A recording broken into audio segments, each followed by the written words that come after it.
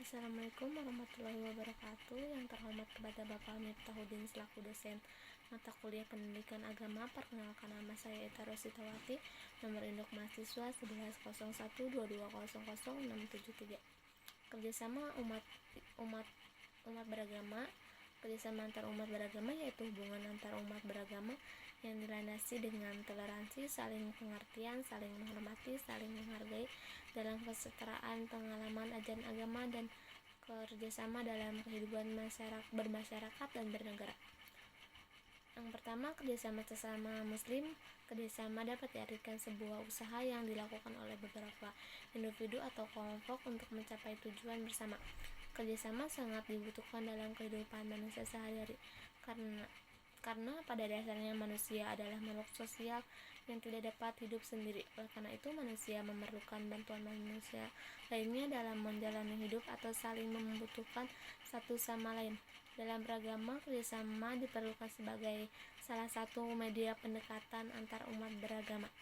Yang kedua, kerjasama umat Islam dengan agama lain. Di Indonesia ada 6 jenis agama yang diakui oleh negara dan banyak dianut masyarakat. Keenam agama tersebut bukan hanya diakui tapi juga dilindungi oleh negara melalui peraturan dalam undang-undang. 6 agama yang ada di Indonesia adalah agama Islam, Kristen, Katolik, Hindu, Buddha, dan Konghucu. Setiap agama tersebut memiliki cara yang berbeda untuk bisa dikenal dan dianut oleh masyarakat Indonesia. Seperti agama Islam yang dikenal dari para pedagang Arab dan Persia, atau agama Kristen yang dikenalkan oleh bangsa Eropa yang berdatangan ke Indonesia. Contoh kerjasama antar umat beragama.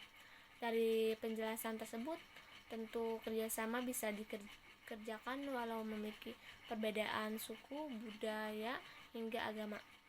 Berikut akan diberikan beberapa bentuk kerjasama antar umat beragama yang bisa teman-teman ikuti.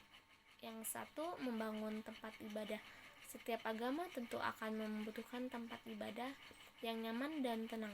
Sebagai negara yang beragama, tentu kita perlu untuk saling membantu antar umat beragama saat membangun tempat ibadah. Kita bisa membantu dalam bentuk tenaga atau bentuk lainnya yang bisa mempercepat proses pembangunan. Yang kedua, bersedekah. Bersedekah juga bisa dilakukan sebagai bentuk kerjasama antar umat beragama. Kita bisa bersedekah pada siapa saja tanpa melihat perbedaan agama. Yang ketiga, tidak mengganggu ibadah. Kerjasama lainnya yang bisa dilakukan adalah tidak mengganggu ibadah agama lain.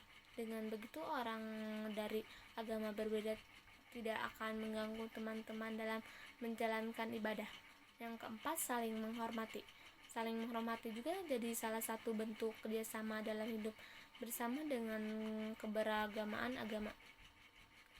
Dengan saling menghormati, kita semua akan mendapatkan tempat tinggal yang nyaman dan damai. Yang kelima, menjaga keamanan saat perayaan agama. Setiap agama tentu memiliki hari besar yang berbeda-beda, dan kerjasama bisa dilakukan terkait hal tersebut. Kita bisa saling bekerja sama untuk menjaga keamanan selama jalannya perayaan agama tertentu. Yang keenam, berbagi. Berbagi juga bisa dilakukan sebagai untuk usaha melakukan kerjasama antar umat beragama, seperti saat perayaan Hari Raya Kurban untuk Islam bisa berbagi daging dengan semua orang tanpa melihat perbedaan agama, atau saat perayaan Imlek untuk Konghucu bisa berbagi kue atau buah dengan semua orang. Yang ketujuh, membersihkan lingkungan. Menjaga kebersihan lingkungan bersama kita untuk merupakan kerjasama antar umat beragama. Dengan lingkungan yang bersih dan nyaman semua umat beragama bisa beribadah dengan lancar atau melakukan kegiatan sosial dengan nyaman. Yang kedelapan, menjaga keamanan lingkungan. Keamanan lingkungan tentu bukannya hanya menjadi tanggung jawab salah satu kelompok atau umat agama tertentu. Karena itu, semua orang harus bekerja sama dalam menjaga keamanan. Yang kesembilan, saling mengingatkan. Kita juga bisa saling mengingatkan dan memberikan waktu pada tiap orang dengan agama berbeda untuk beribadah. Yang ke-10, saling membantu. Saat ada yang membutuhkan bantuan, tentu kita harus menolong dengan kemampuan yang dimiliki. Untuk menolong seseorang, kita bisa bekerja sama dengan siapa saja tanpa melihat latar belakang, agama, atau perbedaan lainnya. Nah, itu contoh bentuk kerja sama yang bisa dilakukan antar umat beragama di Indonesia yang merupakan negara penuh keberagamaan. Yang ketiga, toleransi beragama. Toleransi merupakan sikap saling menghormati, saling menghargai setiap keyakinan, orang tidak memaksakan kehendak, serta tidak mencela atau menghina agama lain dengan alasan apapun. Contoh toleransi adalah dengan menghormati hak setiap orang untuk memilih agama serta memberikan ruang bagi mereka untuk menjalankan ibadah sesuai agama masing-masing. Yang keempat, sebab konflik keagamaan di Indonesia. Ada beberapa penyebab konflik antar umat beragama. Yang satu, mereka masih belum memahami ajaran agamanya atau menyimpang dari aturan ajaran agama masing-masing.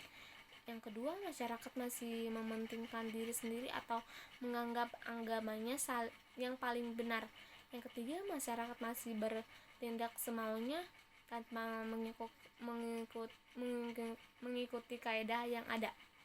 Cukup sekian dari saya. Assalamualaikum warahmatullahi wabarakatuh.